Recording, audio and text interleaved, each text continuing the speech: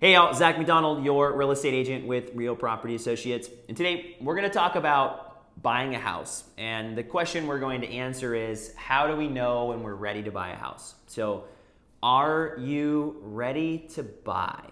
I think if I was to put this into some kind of a category, I always break it down to education, mortgage pre-approval, and home search criteria. Okay, those are usually my three big buckets.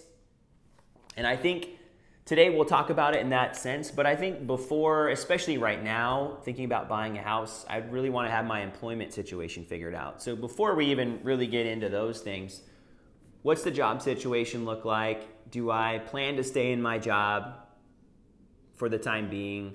Is it secure? Do I plan to stay in the area? Right? If you're thinking about relocating or moving back out of the area, I don't think it makes sense to buy, at least in the short term. Do I know where I want to live? Right? I think those are probably three really good things to think about before even really getting into education about the home buying process, pre-approval, and sitting down to talk about criteria.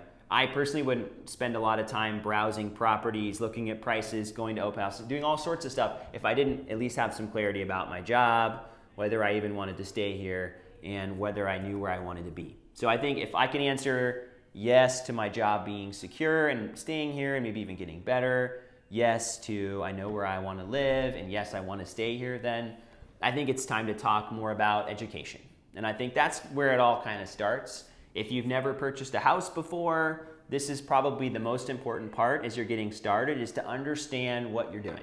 And I always want people to know what they're getting themselves into. So this would start with, a lot of people will go on to websites like Zillow or Redfin or Trulia or Realtor.com or whatever one of the million real estate websites there are, and just start seeing what listings are out there. How much does the neighborhood I want to live in or the areas I like, how much does a property cost? What do I get for the money, right? So I'd start to familiarize myself with that. If I was new to the area, right, and I was moving here, I'd want to go sit in some coffee shops and go to some grocery stores and go to the parks. And that's how I would start to get more familiar with the different neighborhoods. But I think just educating yourself on the market and the properties available, educating yourself about the different neighborhoods, right? That's where going and driving around is a big piece of that.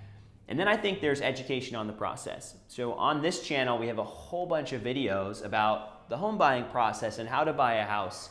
I think we're closer to 1,000 videos than we are now to 500 videos. So somewhere creeping up there, but there's a lot of videos on the home buying process and how to be a successful home buyer. I also teach home buyer classes, so if you were interested in one of those, you could always reach out to me. And then we do buyer consultation. So that's one-on-one consultations where we talk about your specific situation, and I do that with every single client. So whenever somebody reaches out about buying a home or selling a home, but in this case buying a home, we're going to do this buyer consultation where we go through the home buying process, we go through needs and wants, we talk about getting pre-approved, and we get ourselves set up for success. So this video is essentially education, right? Part of this first piece of getting yourself set up for success. Now, once we've got this education down, or we've at least started to take steps there, then we need to make sure that we've got our mortgage pre-approval in line. And again, this whole video is geared towards helping you prep. But pre-approval is going to be a huge part of the purchase process. The majority of home buyers in the Seattle area are purchasing with financing. And I would argue that the majority of people paying cash in the Seattle area are not actually paying cash. They're borrowing against their own money. But again, a conversation for a different day. But in your situation, the most important part is to consider, how am I going to get the house, right? How am I going to purchase it? What are the means that I'm going to use to do that? And most people are going to be financing. So we're going to assume that that's the case here. If you are paying cash or you've got some kind of line of credit lined up, you can skip this part.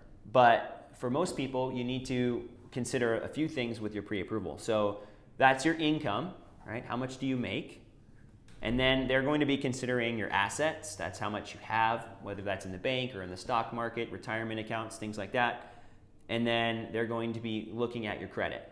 and that's going to be a huge part of it as well. There's going to be minimum credit scores for qualifying, and then there will be benefits to having higher credit scores, like different loan programs, or in some cases better interest rates, right? Because you would be a lower risk buyer. So they're going to be looking at income, assets, and credit, and of course the property will come into play. Typically, financing for a condo is a little bit more difficult and a little bit more expensive. You'll have a higher interest rate on a condo, the type of property, but if you're buying a single family house, you're probably going to get the better rate in that situation. So financing is a big part of this. That's going to involve meeting with a lender for pre-approval, talking through providing that information. I think people ask me, how do I find a great lender, right? What should I be looking for in a lender? I think for me, you can go online and Google around and find a mortgage lender, just like you can do that to find a real estate agent. But I prefer to find and work with people either because they brought a lot of value to me and they've built trust with me. So content, I love content because you get to know people that way, right? If I didn't have somebody that I was already respected in that field and I needed to reach out, I might talk to a friend or a coworker or a family member, right? Ask around, hey, who did you use for your loan, right? And that's how I would start to get some information about that. I also have a lot of recommendations, right? I do this for a living, helped hundreds of people buy and sell real estate, so it might make sense to ask someone like me, right? So I always go to people that I know and trust that would also be able to make a recommendation that I could stand on. And so if you were curious about, hey, who should I talk to about financing? You can feel free to reach out to me. I'm happy to provide information and contacts that way too.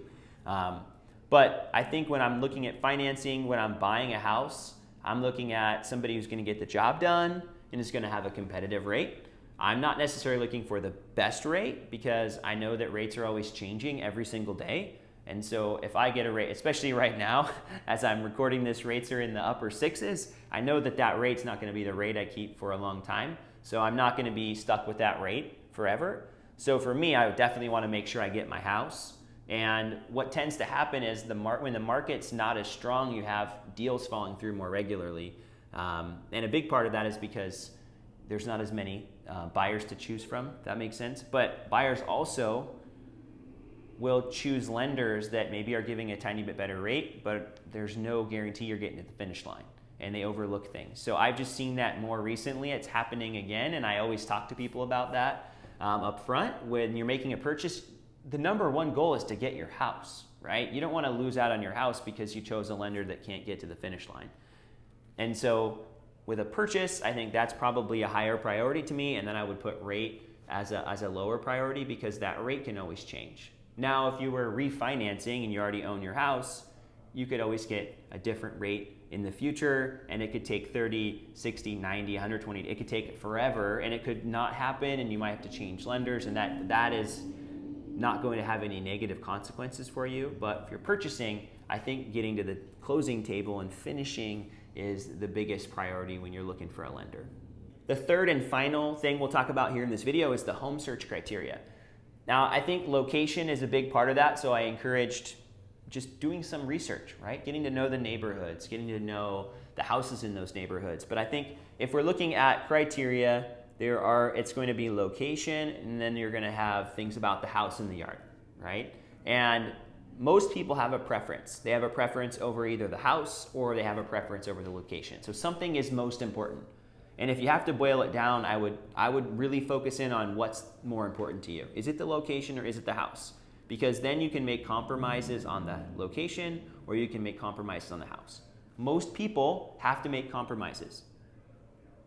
Bill Gates can bring sand from Hawaii to his beach on Lake Washington. Most people cannot do that, right? So if you want Hawaiian sand, you might have to move to Hawaii, right? But Bill Gates can bring sand and import that regularly to have sand on his beach. All right, so I would just say most people are going to be making compromises, and that's the point of that story, right? I drove by his house. This might have been 10, 15 years ago when I started to think about this, and I'm like, wow, this guy can just do whatever he wants, pretty much.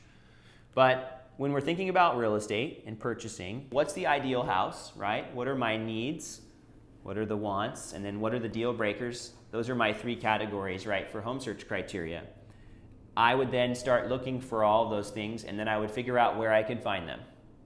Okay, so if you said I want a new house and it needs to be this price and it needs to have this many bedrooms and bathrooms and a fenced yard, and it needs to be the size, then you need to take that and you need to go and you need to find it. If your location is most important to you, then you need to say, what's my budget, right? What's my budget and what's my location? And then I need to see what houses are available in my location for my budget. And then you need to adjust your expectations. And then your criteria is based on, okay, this is my budget, and this is the location, and these are the types of houses that I can get.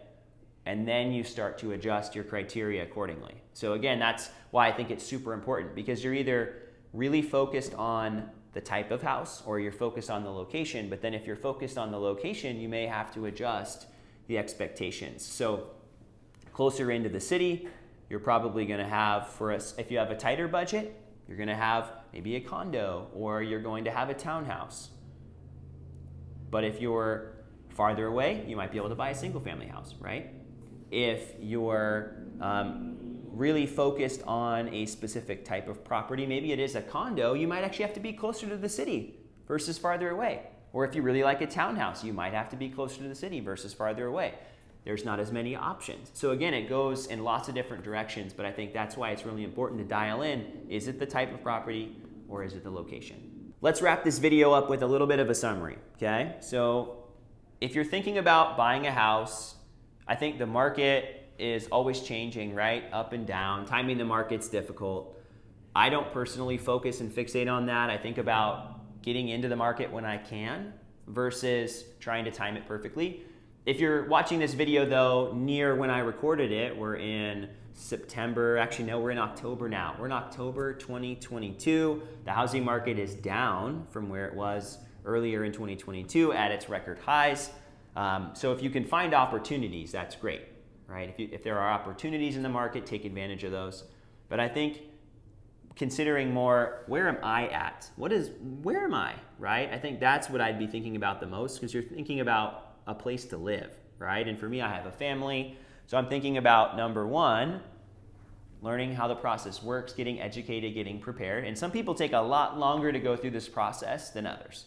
Then I'm thinking about getting approved for financing and getting my ducks in a row, so to speak, right? Counting the costs, being prepared on the financial sense. And then I'm thinking about, what's my criteria? Where do I want to be? What type of house do I want?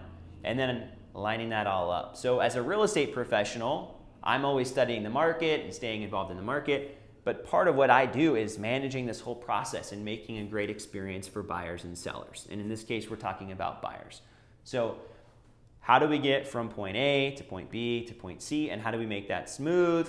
How do we make that a great experience? And ultimately, how do we get the job done? And I think for somebody who's trying to figure this all out, if you're watching this video and you say, hey, you know what, like I don't really have anybody that I know that can help me walk through this process, or hey, I'm getting a lot of value out of this channel or this video and I want to connect, I'm happy to be a resource for you if you want to talk a little bit more about your specific situation. And again, this is kind of the buckets, right? But then having somebody walk through that process with you can be really valuable. So if you find yourself watching this video and you say, hey, I'd like to connect, I'm happy to do so.